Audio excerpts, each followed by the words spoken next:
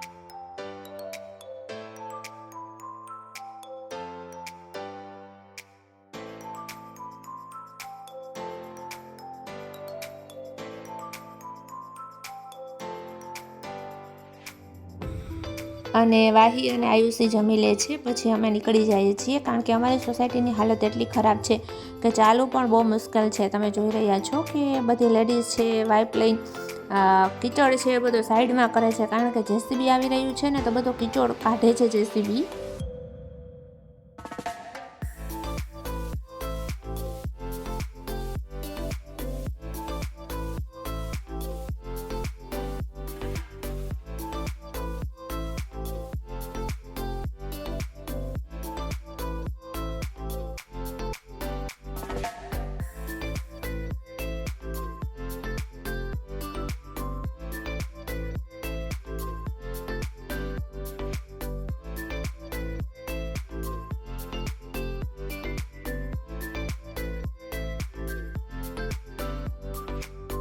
તો ચાલો આપણે મળીએ મારા નેક્સ્ટ વ્લોગમાં. Tata, bye bye. મારો વિડીયો ગમ્યો હોય તો સબસ્ક્રાઈબ કરો, લાઈક કરો અને શેર કરો. Thank you.